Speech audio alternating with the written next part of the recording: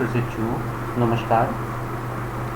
आज ऑनलाइन कक्षाओं की श्रृंखला में हम लोग अध्ययन करेंगे पाचन के विषय में कि पाचन किसे कहते हैं, मतलब डाइजेशन क्या होता है।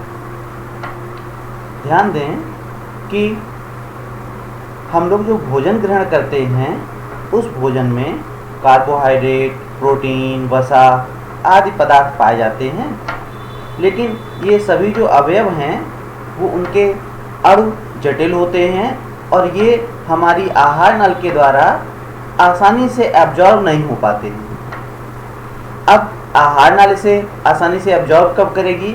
जबकि भोजन के जो जटिल अणु हैं ये सरल अणु में बदल जाएं, जिससे कि आसानी से हमारी आहार नल के द्वारा अवशोषित कर लिए जाएं। तो भोजन में उपस्थित ये जो जटिल अणु हैं, अघुलनशील अणु हैं, इनका सरल और घुलनशील अणुओं में जब परिवर्तन होता है तो इस प्रक्रिया को हम पाचन कहते हैं। पाचन क्या है? भोजन में उपस्थित जटिल और अघुलनशील पदार्थों का सरल और घुलनशील पदार्थों में जो परिवर्तन होता है इसे हम पाचन कहते हैं। और पाचन की क्रिया हाइड्रोलिटिक एंजाइम्स की उपस्थिति में होती है। जल अपघटनीय एंजाइम मतलब हाइड्रोलिटिक एंजाइम की उपस्थिति में संपन्न होती है। विभिन्न जीवों में पाचन के दो प्रमुख प्रकार पाए जाते हैं। पहले प्रकार का पाचन अंतःकोशिकीय पाचन या इंट्रासेलुलर डाइजेशन, दूसरा कहलाता है बाह्यकोशिकीय पाचन या एक्स्ट्रासेलुलर डाइजेशन। अब हम दोनों को एक एक करके चर्चा करते हैं कि अंतःकोशिकीय पाचन और बाह्यकोशिकीय पाचन में अंतर क्या है। ये जो अंतःकोशिकीय पाचन होता है ये छोटे जीवों में पाया जाता है, जैसे संघ प्रोटोजोआ और पोरीफेरा के जो जीव हैं, इनमें जो भोजन होता है वो कोशिका के अंदर प्रवेश कर जाता है और उसी कोशिका के अंदर हाइड्रोलिटिक एंजाइम्स की उपस्थिति में उस भोजन का पाचन हो जाता है। तो इसे हम अंतःकोशिकीय पाचन कहते हैं। कब? जब भोजन का पाचन कोशिका के अंदर होता हो। Digestion within the cell, कोशिका के अंदर ही भोजन का पाचन हो जाए तो इसे अंतःकोशिकीय पाचन कहते हैं। जैसे कि संघ प्रोटोजोआ के जंतुओं में या संघ पोरीफेरा के जंतुओं में भोजन का अंतःकोशिकीय पाचन होता है। अब हम बात करते हैं बाह्यकोशिकीय पाचन की। ये क्या है? अगर भोजन का पाचन कोशिका के बाहर हो, आउटसाइड द सेल, तो इसे बाह्यकोशिकीय पाचन कहा जाता है। ये कैसे होता है? जो बड़े जंतु होते हैं उनमें जो कोशिकाएं होती हैं वो कोशिकाएं आपस में मिलकर एक पूरी लाइनिंग बना लेती हैं और अनेक कोशिकाओं के मिलने से एक पूरी अंग बन जाता है। इसे कहते हैं आहार नाल।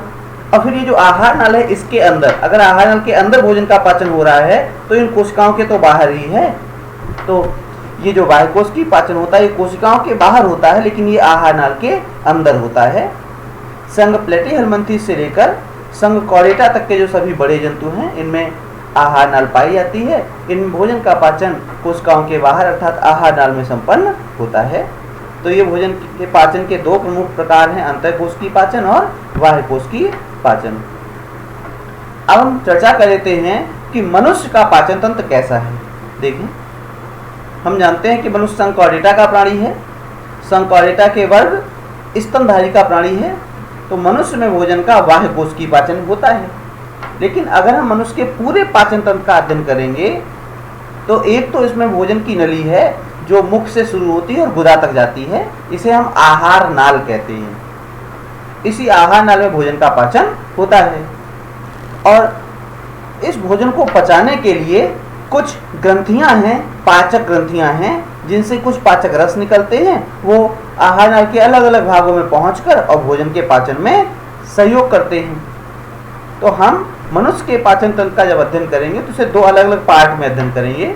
एक तो पहले देख लेंगे कि पाचक ग्रंथियां कौन कौन सी हैं, डाइजेस्टिव ग्लैंड्स कौन कौन सी हैं, और फिर दूसरा देख लेंगे कि मनुष्य की जो आहार नाल होती है उसके कौन कौन से भाग हैं और किस भाग में कौन कौन सा कार्य होता है। आइए चर्चा करते हैं। सबसे पहले हम पाचक ग्रंथियों के विषय में, मतलब डाइजेस्टिव ग्लैंड्स कौन कौन सी होती है मनुष्य में। तो देखें, मनुष्य के पाचन तंत्र में प्रमुख रूप से 5 प्रकार की डाइजेस्टिव ग्लैंड्स पाई जाती हैं, जिनमें से एक का नाम है लार ग्रंथियां, जठर ग्रंथियां, यकृत मतलब लिवर, अग्न्याशय मतलब पैंक्रियास और आंतरिक ग्रंथियां मतलब इंटेस्टाइनल ग्लैंड्स। अब इन पांचों प्रकार की ग्रंथियों का हम एक एक करके चर्चा कर लेते हैं। सबसे पहले लार ग्रंथियों की चर्चा करते हैं। सलाइवरी ग्लैंड्स देखें, ये कहाँ पाई जाती हैं? हमारी ये जो मुख गुहा है, ये मुख है, मुख के अंदर का जो स्थान है वो मुख गुहा कहलाता है। उसी मुख गुहा में 3 जोड़ी लार ग्रंथियां पाई जाती हैं।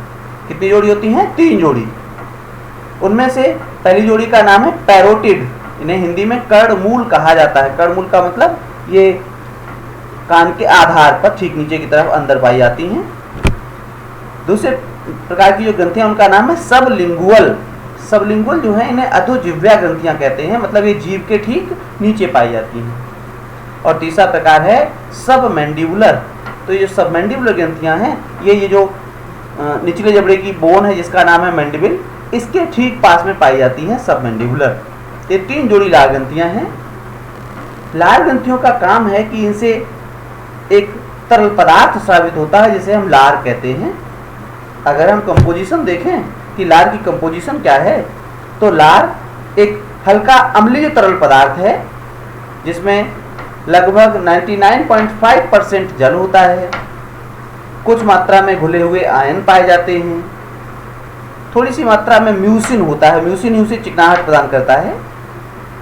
टैलिन नाम का एक एंजाइम होता है, लाइसोजाइम नाम का एंजाइम होता है, और थायोसाइनेट के कुछ आयन्स उपस्थित होते हैं। ये तो लार की कंपोजिशन है। क्या क्या कंपोजिशन है?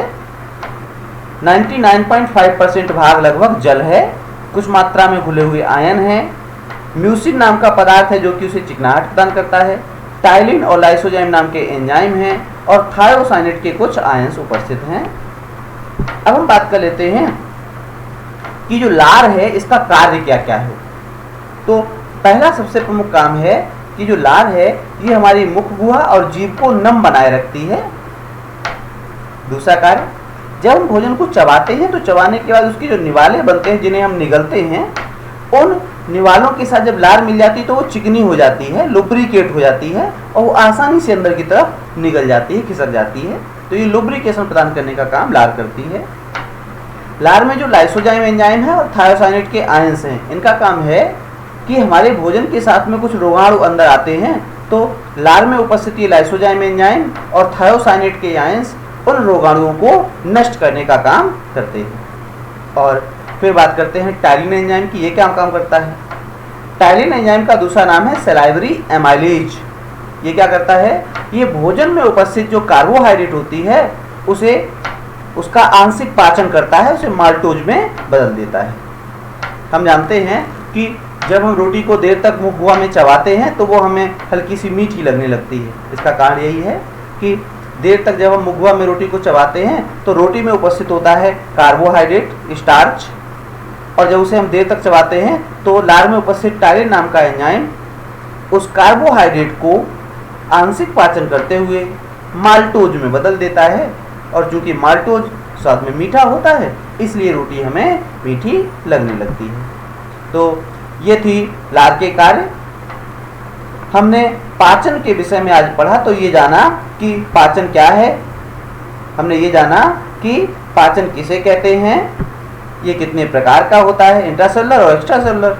फिर साथ में हमने ये भी जाना कि मनुष्य के पाचन तंत्र के 2 भाग हैं, लार ग्रंथियां और आहार नाल। और लार ग्रंथियों में एक ग्रंथि की आज हमने चर्चा कर ली है जिसका नाम है लार ग्रंथियां। ठीक है, पाचक ग्रंथियों में से लार ग्रंथियों की चर्चा हो गई। अब आगे बची हैं जठर ग्रंथियां, फिर यकृत, अग्न्याशय और आंतरिक ग्रंथियां। इनकी चर्चा हम नेक्स्ट लेक्चर में करेंगे। धन्यवाद।